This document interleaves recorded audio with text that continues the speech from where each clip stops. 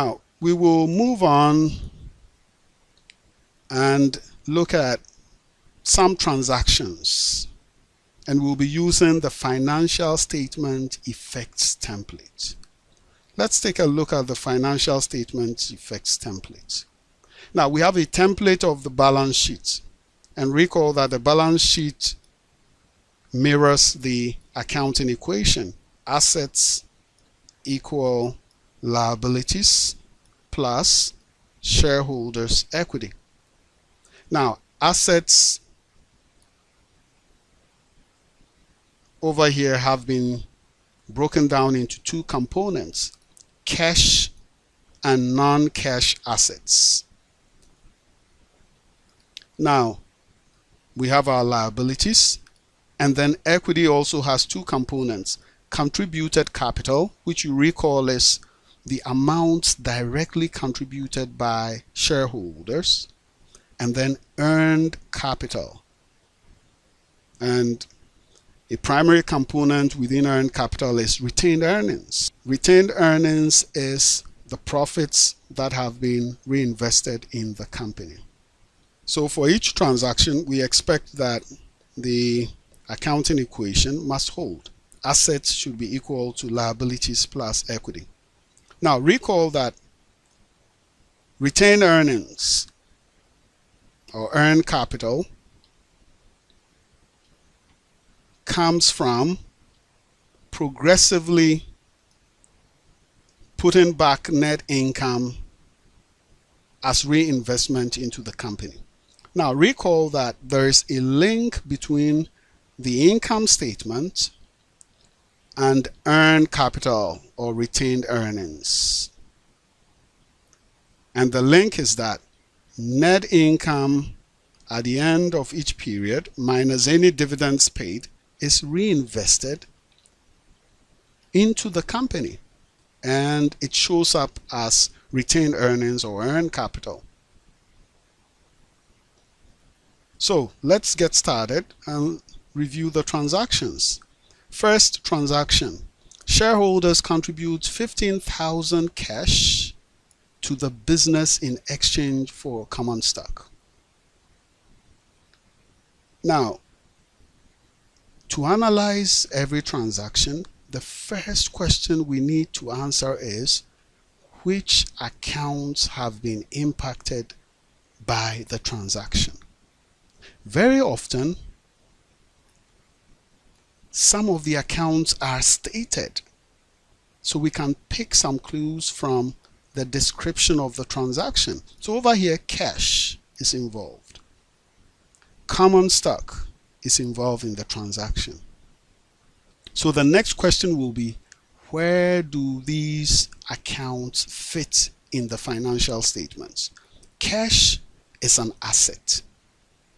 Recall that assets are probable future economic benefits, or simply put, benefits. Common stock is under contributed capital, which is shareholders' equity.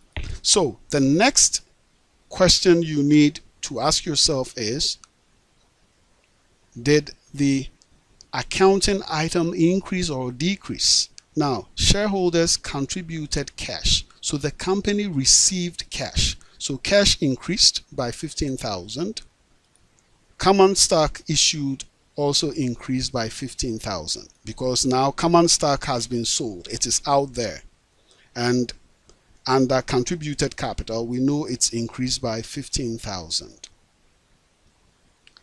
Now, as we can see, the left-hand side of the equation has increased by 15,000. Right-hand side increased by 15,000. So the accounting equation is balanced.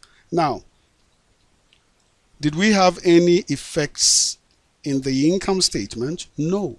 There were no revenues or expenses. Nothing was sold.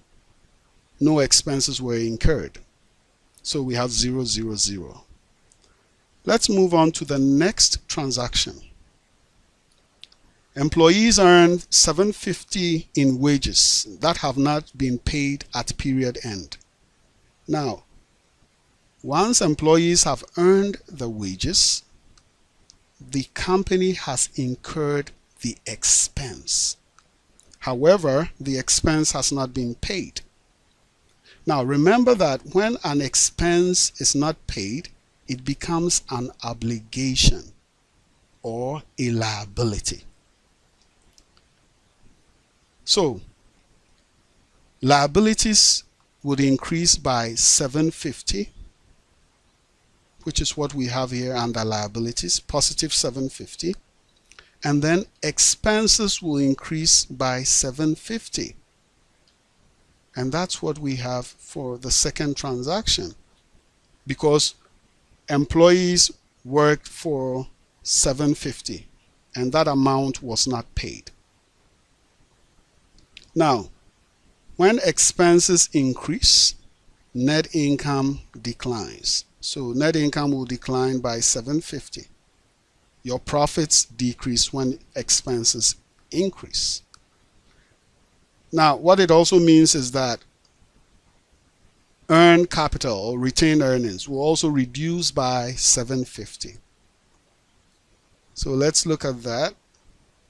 So earned capital reduces by 750 minus 750, liabilities positive 750, and the accounting equation is balanced. Nothing happened on the left hand side, so 0, 0. On the right hand side, positive 750, negative 750, the net effect is 0. Let's now look at transaction number 3. Inventory of 4,500 is purchased on credit. Once again, we can pick the accounts that have been affected by the transaction. First is inventory. Once inventory has been purchased, inventory increased. But the purchase was on credit. So the company owes 4,500 and the account is accounts payable. Now recall that payables are liabilities. So for transaction number 3, inventory, which is a non-cash asset, increases by 4,500, and then accounts payable, a liability, increases by 4,500. And again, the accounting equation is balanced. What happened on the left hand side, increase of 4,500, also happened on the right hand side, increase of 4,500. Let's now look at transaction number 4. The inventory purchased in transaction 3 is sold for 6,750. Again, inventory purchased in transaction 3 is sold for 6,750. When there is a sale, we have revenues or sales revenue. So that should show up in the income statement. Now, when there is a sale, we also need to remember that the inventory now goes out of the company. The customer takes the inventory. So we need to subtract the cost of the inventory, which is a non-cash asset. Now, the inventory was sold on credit, meaning that customers or a customer owes the company 6,750. Amounts owed by customers is an asset called account receivable. It's an asset because we expect to receive that amount. So let's look at how these items would be reflected in the financial statements. Now let's start off with the income statement. Under the income statement, we had a sale of 6,750. So revenues, 6,750. Now, cost of goods sold represents the inventory that has been sold, its cost. The cost is 4,500. Recall that the inventory was purchased at 4,500. And recall the matching principle. We match costs or expenses with the revenues that are related to the cost or expense. Now, note that the 4,500 cost of inventory that was sold is what enabled the company to generate revenues of 6,750, which means that the cost is related to this revenue, and that illustrates the matching principle. We match costs and expenses with the related revenues. In some cases, it is a cause and effect relationship. So the net effect of this is that net income would increase by 2,250. If you have sales of 6,750 and the cost of the goods sold is 4,500, you have profit of 2,250. Now this goes to earned capital, 2,250, which is on the right hand side of the accounting equation. Now let's look at the left hand side of the accounting equation. Now here we had credit sales of 6,750, so account receivable increases by 6,750. But inventory, which is also a non-cash asset, reduces by 4,500 because we sold the inventory. So positive 6,750 for account receivable, non-cash asset, negative 4,500 because the inventory is gone. So the net effect is the difference, 2,250, which is at the left hand side, non-cash asset. So the accounting equation again is balanced. Let's look at transaction number 5. The company collected the 6,750 owed to it from transaction 4. Now in transaction 4, the company sold inventory on credit. So a customer owed the company. The customer paid the company in transaction 5. So cash will increase. Cash asset will increase by 6,750. Non-cash assets, account receivable, will have to decline by 6,750, the same amount.